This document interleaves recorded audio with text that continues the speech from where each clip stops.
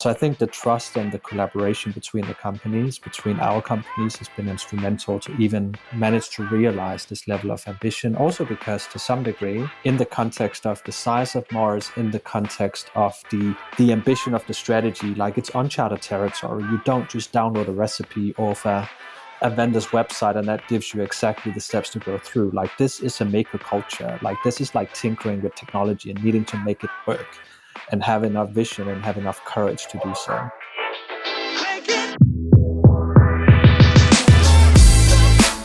You're listening to Retail Remix, your inside access to candid conversations with the people shaping retail's future. Here's your host, Alicia Esposito. Agility, improved ROI, speed to innovation. These are some of the common value props we hear when we cover composable commerce. But what does that really mean? What does that look like through the lens of a business? I wanted to dig a little bit deeper into this, especially knowing that so many organizations are laser focused on innovating their digital experiences, and that the bar for excellence just keeps getting higher and higher. So today, we're going to explore a partnership, one between Mars, and specifically M&M'S, and Valtech. And what I enjoy most about this partnership is that it's really rooted in ambition. That's the word that Casper Rasmussen used when he described the true benefits of Composable. Now, I sat down with him and Kyle Barz of Mars, Inc. to discuss what their partnership looked like. The reason for being, what really made Kyle decide to consider composable commerce and what that really meant through the lens of M&M'S specifically, and what that journey has looked like from winning buy-in to running initial tests or proofs of concept to really developing a culture rooted in innovation, testing, and best-of-breed experiences. We cover a lot of different trends, tech movements on retail touchpoints, so any way we can get more insight into what this really looks like through the lens of an organization, hey, I'm going to jump on it, right? Because for all of you, the goal is to really understand what this could mean for your business. And I promise you, this conversation with Casper and Kyle will give you the context you need. Casper, Kyle, thanks so much for being on Retail Remix. To get things started, since this is more of a discussion or panel format, let's do some introductions, shall we? Casper, how about we start with you? How about you tell us a little bit about you and, of course, the work that you do with Valtech? Yeah, thank you. And thanks for having us. So my name is Casper. I'm the SVP at Valtech, and I'm leading our composable business globally. So it's a specific technology paradigm. So I am an engineer and technologist by heart, and I'm sure that's going to shine through in the conversation too. I'm also the president of the MAC Alliance, which is an industry association looking to break the glass ceiling of typical platform-minded technologies. So I'm also very involved with the broader industry with regards to thought leadership and challenging the status quo. So thanks for having me. I love that. And Kyle, how about you? And Alicia, thanks so much for having us here today. I'm Kyle Barz. I am currently the enterprise architect for Mars, Inc. I have been with Mars for the last a little bit over 24 years or so. I've had a variety of different roles over the 24 years, everything from starting as a web developer, launching e-commerce platforms, to looking after our global sales capabilities, to looking after a lot of our composable commerce capabilities and platform building. And now most recently, for the last sort of 3 months or so, I'm looking after enterprise architecture at Mars. I just have to say, before I'm already off course for first question, I have to say 24 years at an organization is incredible. And I think those types of stories actually add a lot of context and insight to chats like this, which is rooted in like transformation, evolution. So I'm really excited to hear what you're going to bring to the chat today. So I think the foundation of this entire conversation is this idea, Casper, that experience touches every level of the enterprise. And this is actually something that was on Valtech's site, and it just kind of caught my attention and inspired me to be like, that's actually kind of true, especially if we're looking through the lens of retail and CPG, of course. So I'm wondering if you can kind of expand upon this idea, especially through your eyes as a technologist, as someone who is very much in tune with the evolution that's happening on the digital side and how it really translates to experience, innovation, and what that really means today. Because I feel like it's always changing. Yeah, no, for sure. And one thing we believe is that experience sits at the intersection. It sits as a common goal and aim, but it also sits as a common target and ambition for executive teams, for functions across a business. And it's something that everybody, including associates, gets impacted by. We believe that experience is the response to the reality that enterprises, retailers, and brands alike face, because that reality is actually quite hard. There is uncertainty, high customer expectations, need for agility, increased pace in innovation, both product and service. And we believe the experience fundamentally goes in and solves and drives a solution for some of that. There is a caveat, though, and that is that digital acceleration is the expectation. And then at the same time, digital practices have also been fully standardized and commoditized. And that exact combination is very dangerous because there's a high chance that with the experience in mind, that brands and retailers are on a path to parity, meaning they're hitting the sea of sameness. And that's why we believe experience innovation is key, because that needs to get anchored in differentiation.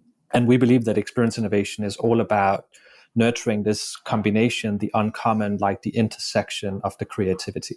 So we believe the answer to the reality is ultimately about investing in experience. And again, it's a shared ambition and goal for all of the executives and all of the functions alike to also rally interest. I love that. Kyle, I'd love your thoughts on whether that resonates, if that's something that you're seeing and hearing within the four walls of your organization, I guess today and in the past. Yeah, no, it's very much is true, both from a consumer perspective as well as an internal associate perspective, and resonates very much with the journey that we've been on with regards to Composable. What we often like to do is start with the end-to-end consumer journey in mind, to really understand all the different touch points that the consumer goes through, from the beginning of say, an interaction with one of our brands, say M&M'S, in the case of where we've really gone big with this, all the way to the end, and really also making sure that there's no dead ends in that end-to-end journey with the consumer, that it can constantly repeat. And then instead of it being very much a technology-led conversation, as it often had been historically, now it's a consumer-led conversation. And then from that, we can underpin what capabilities we need to build or go source in order to actually activate and bring that consumer journey to life. And then one of the areas that I've started to do as I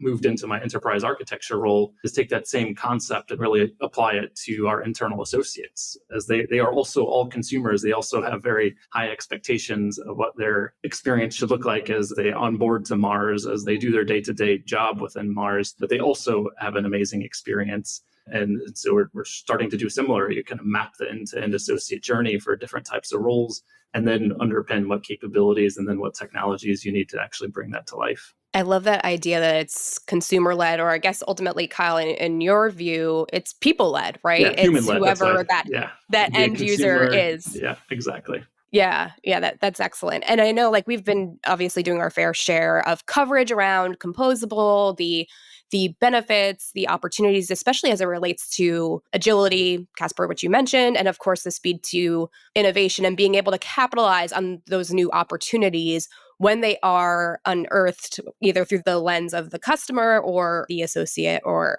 end user.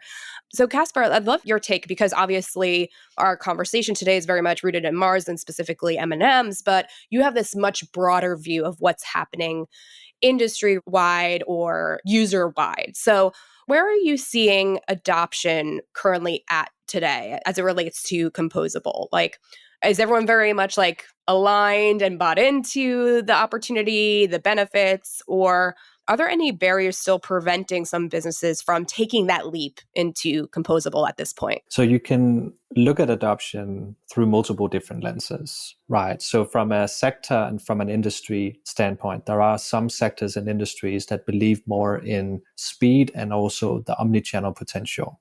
those are prime for a disruption. And that is where we've seen both composability and muck get adopted quite widely in its use case. We see from very recent research that we've done through a third-party research company around the actual adoption that 91% of IT and business leaders believe that muck will be instrumental to their success over the next 5 years, meaning there is an incredibly strong strategic relevancy to this type of paradigm. And we also see that 85% have clear evidence of achieving ROI, meaning the speed to market, the speed to innovation, and putting the business in the front seat actually makes a difference. It creates outcome and direct value. If we look at some of the sectors specifically, like there has been and continue to be a high degree of adoption in retail, in consumer goods. We see it really picking up in travel and hospitality, in automotive or mobility, may I say, but also healthcare. And some of that is evidenced also by the type of audience that we had at our global conference early in the year, simply because of the level of diversity that showed up in the room, both being the ones who are more curious, but also being the ones who are actually on the journey themselves.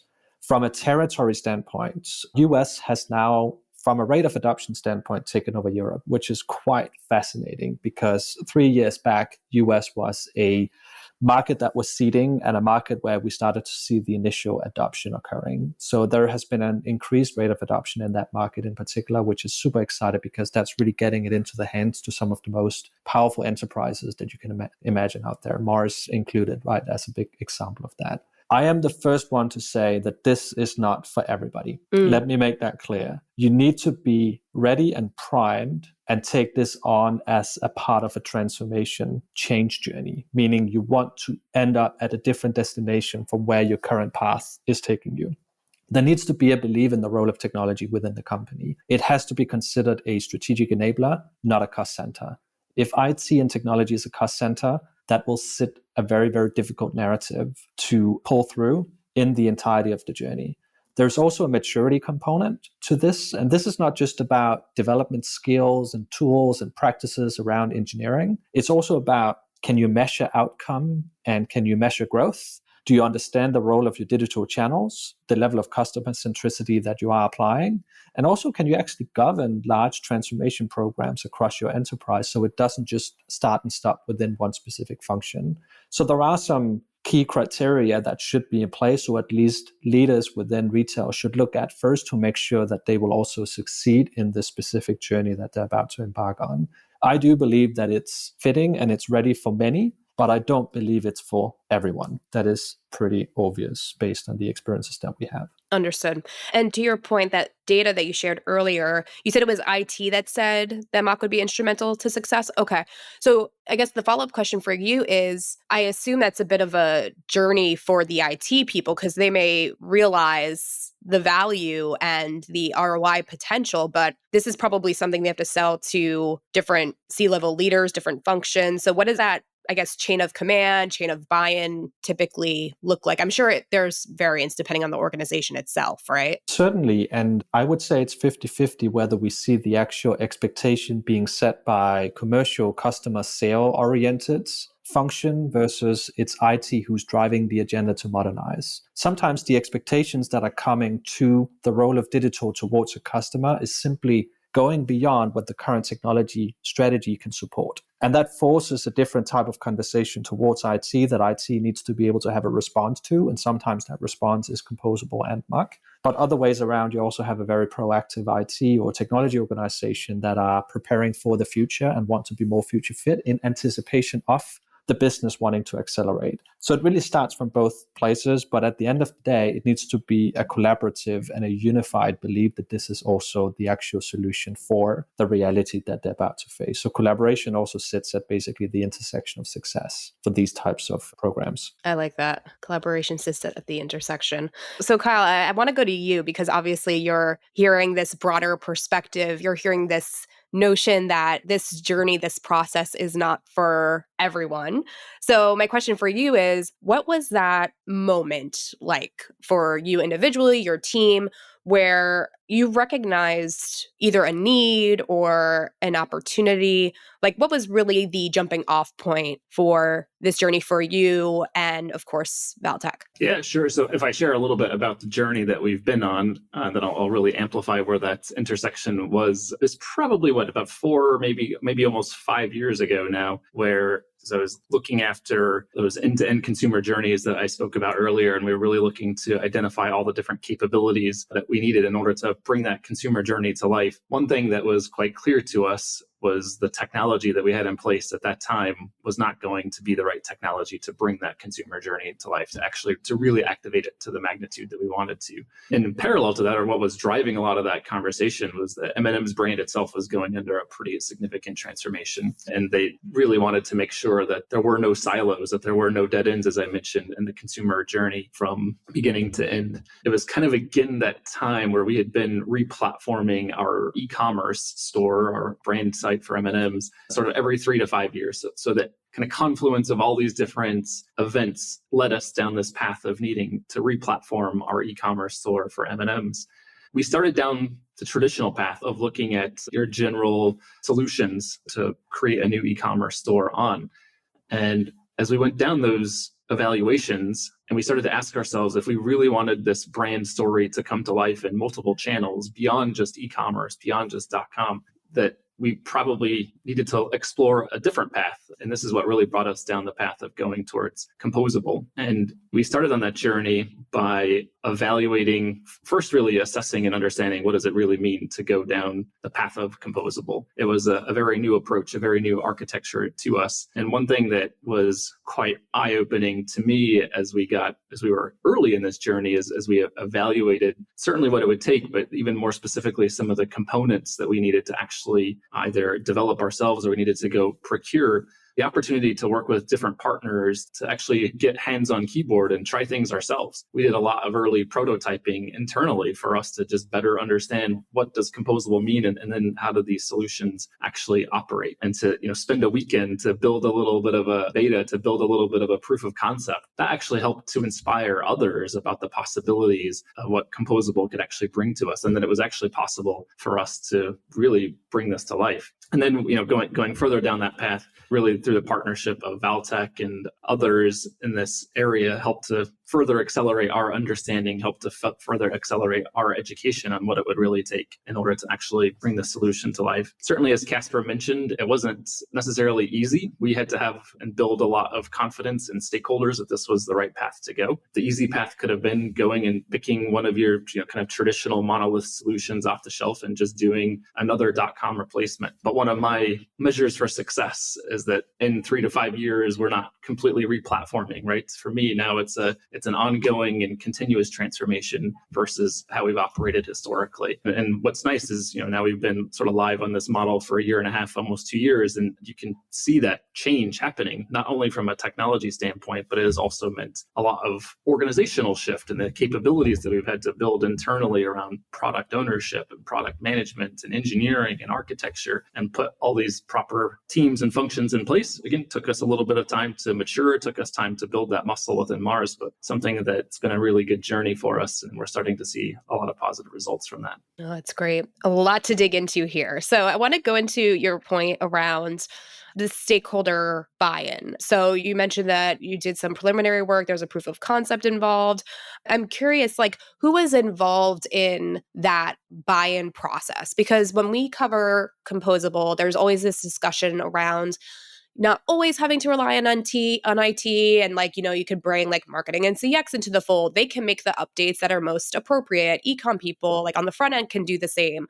So can you expand upon that process, especially through the lens of the M&M brand story, right? Because when I hear brand story, I think, that's marketing, that's creative. So I would love to hear what that process was like, who was involved, and what you really needed to do to connect those dots for them. So, and to be fair, the idea of going the Composable path was an idea that was primarily technology led. And then we needed to convince our stakeholders that it was the right path to go. And this took a not insignificant effort. We had a lot of people that weren't necessarily believers in the beginning that we needed to bring on the journey with us and show what's possible. And this was a combination of both very senior CIO level technology leadership within Mars, and then very senior leadership on more of the traditional business marketing side with the chief experience officers, chief growth officer at Mars. And what kind of really helped to land the narrative is that this transformation is more than just a .com replacement. It's more than just replacing our legacy e-commerce platform for another e-commerce platform. It is about bringing that brand experience, about bringing the M&M'S brand, the characters to life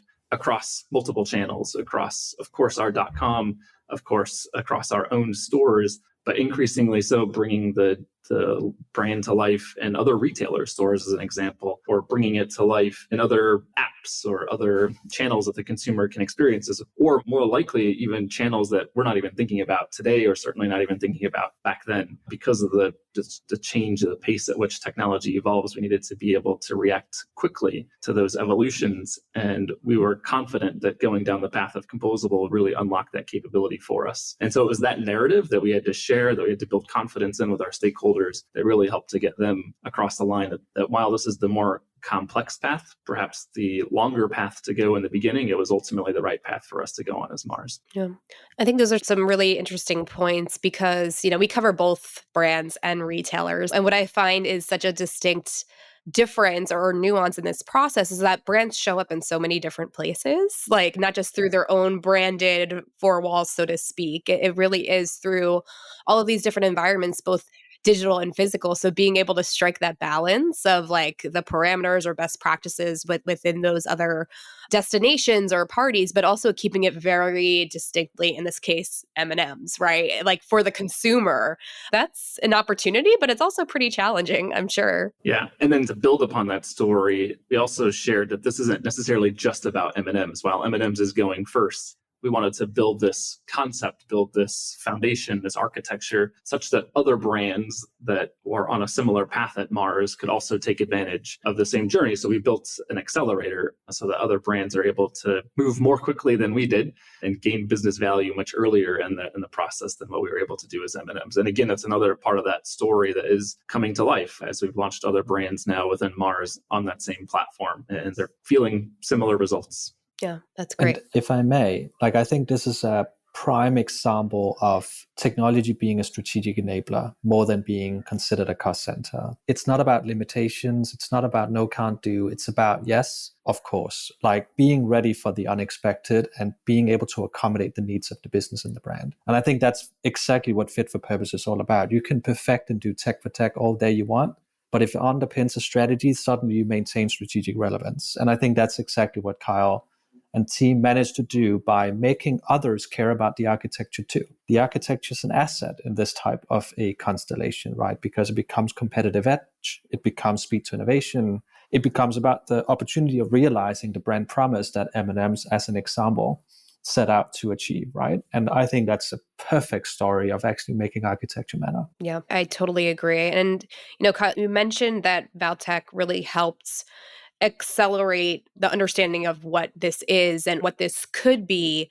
for the organization. And what I always find interesting about these stories is not just what's happening on the brand side, but how the vendor, solution provider, partner, however we want to define them, really facilitate the process either through one-to-one guidance, educational support, or really just being that partner that the team can turn to throughout the process, not just, once the contract is signed. So, Kyle, I would love your thoughts on what that relationship is and continues to be. And then, Casper, obviously, you have that broader perspective on what is required for this partnership to be successful. So I would love for you to weigh in as well. Yeah, sure. And I would start by saying it was all the above and more to get us to the starting point even of going down the path of Composable. When we started this journey, as I mentioned 4 or 5 years ago or so, there was no mock alliance for us to turn to be able to accelerate our education and understanding of this. We had to kind of shift to our partner ecosystem which quite frankly, even Valtech wasn't even necessarily a part of at that time. We had to go work amongst others that we've heard about that had gone before us, work amongst the partners that we were considering as a part of our solution providers to really understand who the key players were in this space. And that's what ultimately led us to Valtech. And then Valtech definitely helped partner with us on the education space, on the stakeholder management side, to help educate, to help elevate everyone's understanding of why going down this path was so important. And quite frankly, it took a decent amount of time in the beginning to get everyone convinced that this is the path, the right path for us to go down. I mean, Valtech was instrumental as we really got to even the starting line of being able to actually put, hands on keyboard and start code development. And they, like I said, they were with us as a part of that whole journey. Then they were certainly a part of us as we moved into the realization phase. And I think one of the other super important parts about going down this path is continuing to show value early. So as I mentioned, we were able to do prototyping internally in the beginning to help start to build confidence. But as we started down the journey of actual realization, and again, thanks to a lot of the insights from Valtech, was helping us understand how we can kind of decompose or strangulate our legacy architecture to bring other components in and start accelerating value in the early stages of development.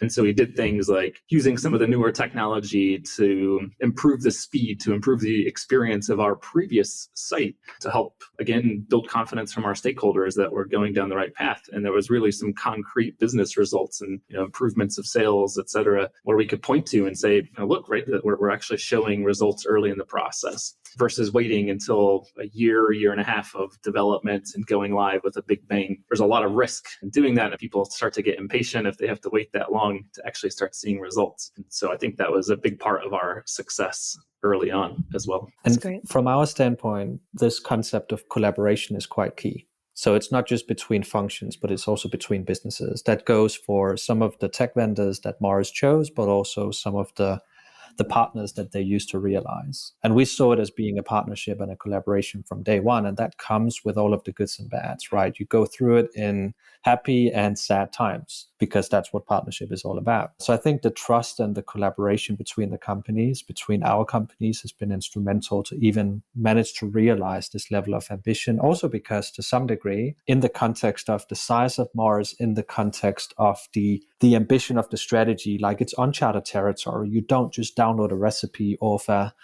vendor's website and that gives you exactly the steps to go through. Like this is a maker culture. Like this is like tinkering with technology and needing to make it work and have enough vision and have enough courage to do so. And I really think it comes down to how we also as businesses collaborate and have mutual trust in one another. And Kyle and I have been that way from day one and continue to be that way. And we talk openly about like what it is we're facing on both sides and what it takes as a collaborative team in order to overcome whatever obstacle is ahead.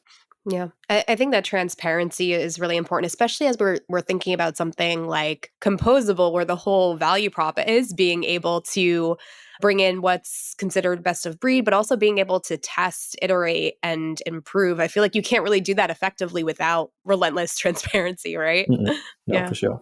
So I'd love to expand upon that idea. Kyle, we've talked quite a bit about what this means from a user experience standpoint. Again, whether it's through the lens of consumers or associates, have there been any notable like milestones or new additions to these experiences that have really proven out, again, just to provide some insight into what this implementation, testing, learning, iteration process has looked like? Again, knowing that this is a long-term journey, right? I mean, is there anything notable that really rises to the top for you in this journey? Yeah, I mean, it's just a shift away from what was historically sort of a quarterly release process where we would, by the way, use a third party to develop code to release into production once a quarter. It had slow time to value. And now we've shifted the organization. We've built a muscle internally where now we're releasing to production multiple times per month, sometimes multiple times per week, where the speed to realization, the speed to value has increased quite significantly. So building that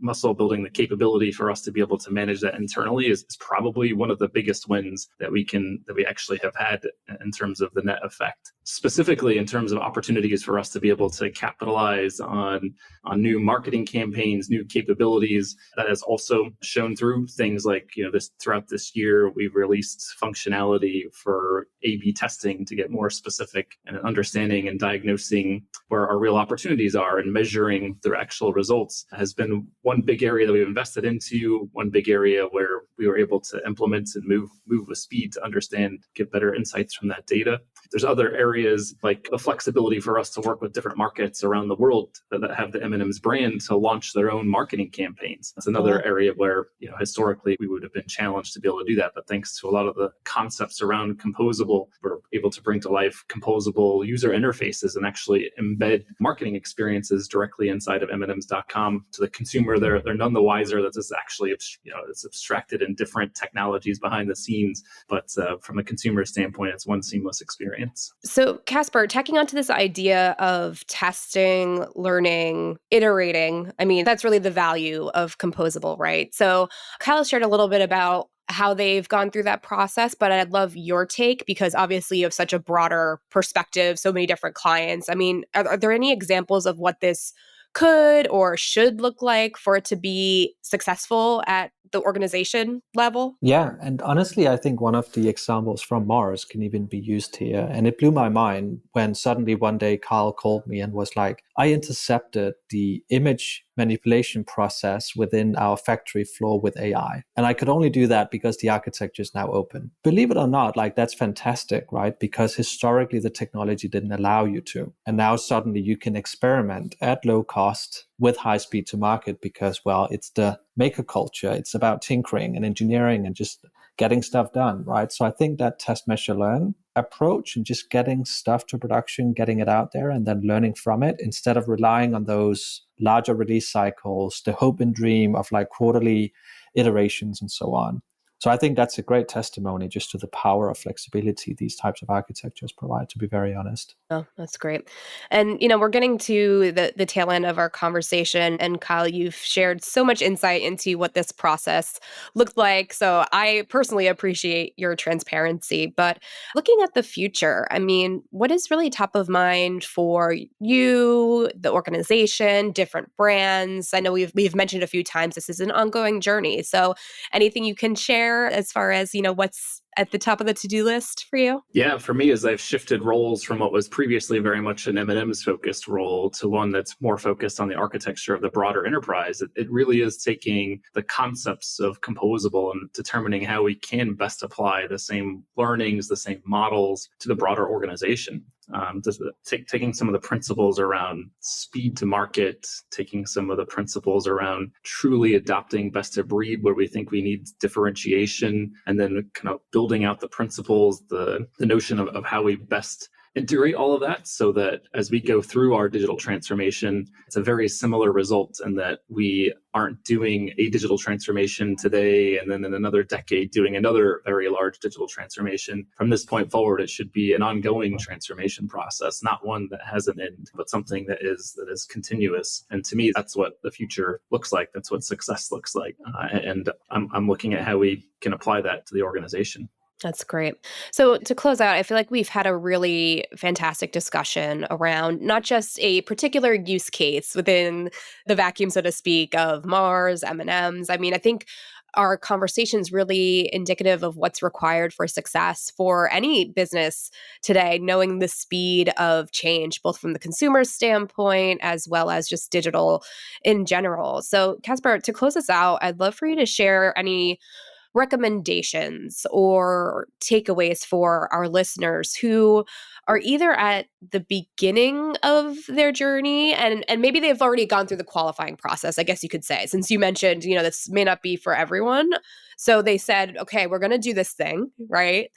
What would you share with them to ensure that this is a smooth and valuable process and they really just want to make sure they have their checks and balances in place, right? Anything to close us out? Kyle mentioned it earlier on, it's important to do incremental thinking. As I said, the strategy was ambitious and it also means that the path is unclear. And honestly, there are likely many pivots along the way, but you need to make some short-term bets that you want to solve for. What is the problem you're looking to solve, and what does the solution of that problem actually look like? So really incremental thinking, time to market and make a difference on the short term is important. But don't lose sight of your goals, because at the end of the day, you need to rally people. People need to embrace change.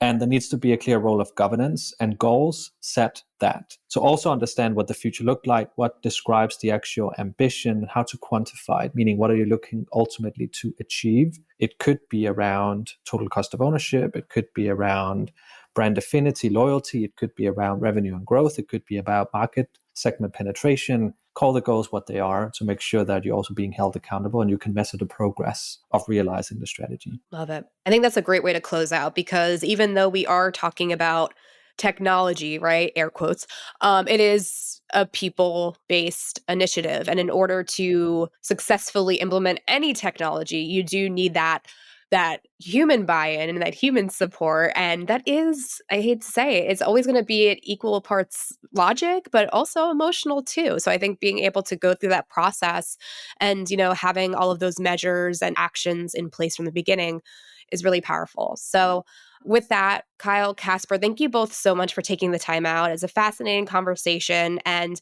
I always love digging into these specific partnerships, right? Because I think it adds a level of context and color to some of these really big topics that, maybe folks don't get otherwise. So thank you both so much for taking the time out. Thank you. You're Thanks for the welcome. opportunity. Thank you. And to all of you listening, of course, we would love to continue this conversation. So be sure to hit us up on LinkedIn at Retail Touchpoints. We'll be sure to tag Kyle and Casper, the Valtech team, so we can keep this conversation going. Bring your questions, share your firsthand experiences if you've gone through this journey as well. We'd love to hear from you. And of course, we are on Spotify, Apple Podcasts, frankly, anywhere else. We're probably there too.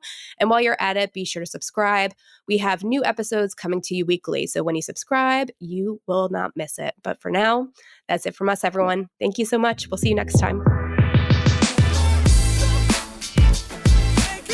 Thanks for listening to this episode of Retail Remix.